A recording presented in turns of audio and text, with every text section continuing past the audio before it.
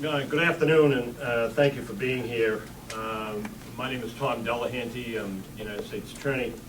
We want to take this opportunity to comment upon the case against Casey James Fury regarding the 2 counts of arson for fires on the USS Miami, the Los Angeles class nuclear attack submarine of the Navy, and that at the time of the fires was undergoing extensive overhaul at the Portsmouth Naval Shipyard in Kittery. Casey James Fury was first charged with these offenses in July of 2012. No plea was entered at his first court appearance. Subsequent to that appearance, Assistant United States Attorneys Darcy McElwee and James Chapman participated in discussions with Mr. Fury's counsel with an eye towards reaching a disposition.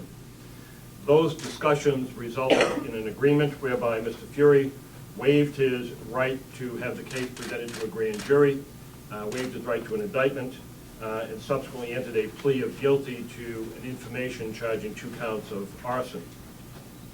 On November 8th of 2012, Judge George Singal accepted the 2 guilty pleas, subject to the preparation of a pre-sentence report, and he was sentenced today.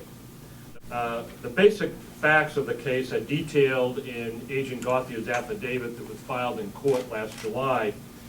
In short, there was a massive fire aboard the USS Miami on May 23rd that was not extinguished until the following day. There were 5 persons, including Mr. Hardy, who were seriously injured at that time.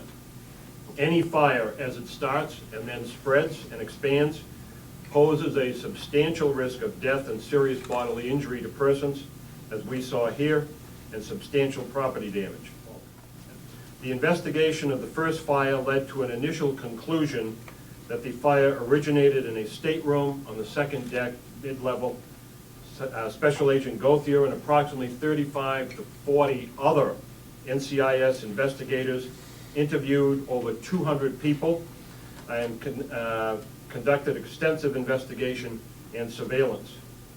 They determined that Mr. Fury was working in the area of both fires at the time of the origin of the fires.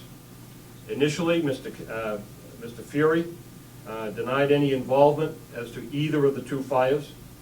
In a subsequent interview on July 18, Fury admitted to setting the June 16th fire, that is the second one in time. However, he continued to deny his involvement with the first fire. On July 20th, in another interview, Fury admitted to setting the first fire. He said on that day that he was stripping paint in the torpedo room.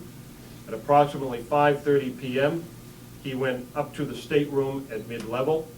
He set some rags on a bunk on fire with a lighter, and then returned to his paint stripping job in the torpedo room. Shortly afterward, Fury's working partner smelled smoke and pulled the alarm. Fury and his co-worker left the ship. Unfortunately, by that time, the fire had progressed to the point where it could not be put out with small extinguishers, and Fury then later stated that he started the fire so he could get out of work. After admitting to the fires, he accompanied the investigators on a walkthrough of the USS Pasadena, which is also a attack submarine very similar to the Miami, and he demonstrated to the agents how he had actually set the fires. The initial estimate of damages of $400 million was based only on a preliminary assessment. According to Navy officials, as unrestricted access to the Miami was restored, further evaluations refined the damage assessment to more than $450 million, which is a sum that will have to be determined later, the final sum. Now, these damage estimates are over and above the cost of the initial scheduled overhaul. In addition, Admiral Breckenridge can address the impact that the loss of the Miami has had and will have on naval operations. I'm Rear Admiral Rick Breckenridge, Commander Submarine Group 2 in Groton, Connecticut.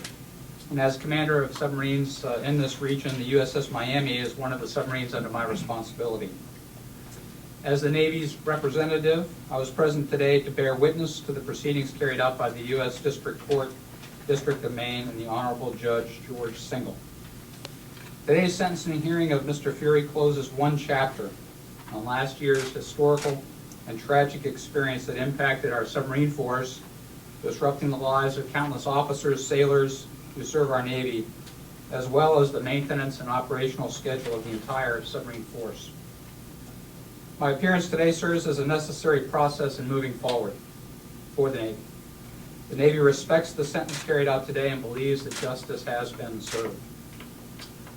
I want to personally point out that throughout today's hearing, I cannot help but reflect on the incredible heroic efforts of the firefighters throughout Maine and New Hampshire who risked their lives to subdue the raging fire on board USS Miami. And I want to thank them again for their courageous efforts through the night of May 23rd.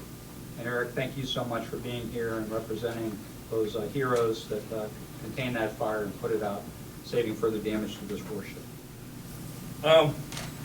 Yeah, I guess the best way to explain it to anybody is to get yourself a wood stove. Light a fire in the wood stove, throw a bunch of plastics, bunch of paint, bunch of wood in there, and just let it go, and then climb down the chimney and try to put it out. That's the easiest way I can explain it. It's hotter than Hades.